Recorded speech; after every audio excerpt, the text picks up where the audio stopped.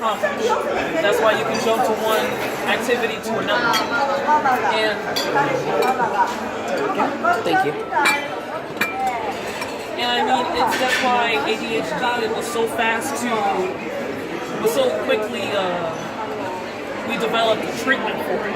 Neurons are so manipulative. You can be like, hey, neurons, stop playing games. And they're like, oh, okay. I mean, a man, he had a cyst on the back of his brainstem, and it burst. And he was out at the farm. He was like a farmer or something. And Well, he had to be. He was on the farm. I hope you're a farmer on the farm. And he was disabled. He couldn't walk. He was disabled from the neck down. The brainstem itself is called the little brain. Your brainstem, it's not. I mean, it's. Oh, you're out of here. Yeah. I mean, it's the most important part of the brain, even though it's that small. And so, and he was paralyzed. He was bedridden, and they were able to implant. What is this called? What do they put on you when you go to a sleep? Electrodes. Electrodes. They put electrodes in his brain that connect to neurons and connections. Connections are, I mean, you can see connections. Like people, you can't see cells or whatever. If someone was to show you the brain or stimulate a nerve connection talking to each other on a computer, you can see it. And you can see memories being made. It's just a little burst of electricity traveling from one neuron to the next. And what they did was they connected those electrodes with his brain, into his brain, and they connected with the neurons, exactly. And guess what he was able to do? This was like in 2003. He was able to transfer parts of the neurons' connections through the electrodes into a computer, and he was able to move a user across the screen. He couldn't speak, he couldn't move, he couldn't feed himself, he couldn't say, hey, I'm in pain, hey, I need to use the bathroom. But at a point, with dozens and dozens of wires hanging from his body, from his brain, he was able to literally move the screen as quickly as a nerve can move from, or a neuron can communicate with another neuron, from a neuron to the computer to say, move this mouse, press speak, go to a command, say hello. So, and just kind of compacting what we were all talking about, a stroke can be easily manipulated. That's why anybody can suffer from a stroke. It's not like, if you have, but strokes isn't anything you can say, I have a family history of strokes. I mean, I don't think I've ever heard anyone say that. No, they might mention it Yeah, but it's but it's like I know people who've had strokes have been all ages from 30s, actually 20s. Yeah, 20s on up.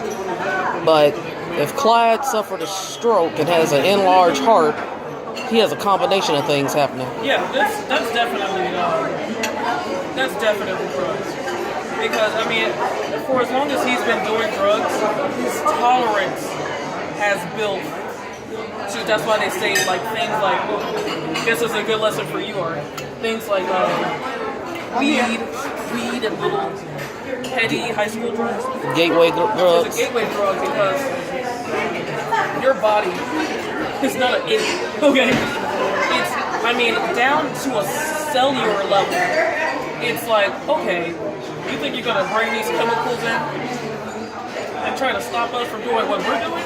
No, I'm gonna go ahead and grow tolerance to it, and then I'm gonna slap you in the face, and we're gonna keep on moving. You know?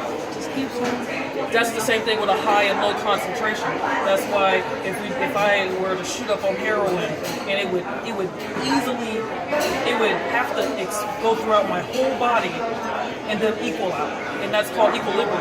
That's like if I spray perfume right now, literally every molecule is spread throughout this whole room, even though in 30 minutes we wouldn't be able to smell it as well as we were to smell it if I just sprayed it here. But it would have spread out. So when you start building up a tolerance level, and that means you got to get better drugs, more powerful drugs. And things like cocaine, I mean, weed it's a natural drug. It doesn't, I mean, it's like a petty drug. It's not synthesized. Like you can get charged with marijuana. This girl got charged with marijuana and synthesized marijuana because she had marijuana on her and she had Katie. Katie is a drug that has been chemically created to not show up on drug tests, which is it's bad in the system because if you can go find a marijuana plant in a forest. But if somebody is chemically making a drug, That's too much. that's too much. It needs to be shut down immediately. Yeah. And so if you're doing cocaine, if you're doing heroin, your body's like, dude, you think we're stupid. This is throwing us off a bit, but we're gonna learn how it works, how it makes our body, how it perceives our body and controls our brain, and we're gonna get smarter than it, and we're gonna keep on moving. And you're thinking, please don't. I wanna be high. And it's like, well, this is what we do. So you're like, fine, then I'll do meth or something, and your body's like, oh my god. It's like And it can't help the problems that it makes. I mean, a stroke is literally, it's not the outcome of enlarged blood cells and an enlarged heart. It is a cry out for help. Like if you cut the grass, the smell of freshly cut grass is actually A warning. a warning to other plants. Not only grass, but trees, flowers. It's saying, "Yo, Right. here's somebody out. We are under under attack. We are slowly trying to we are currently out under attack, and y'all need to run. Protect yourself. protect yourself." And I mean, plants are very smart. The plant will move itself from a dark area to a light area. So the stroke was more of I call it quits. It was literally the brain saying, I don't care. Yeah.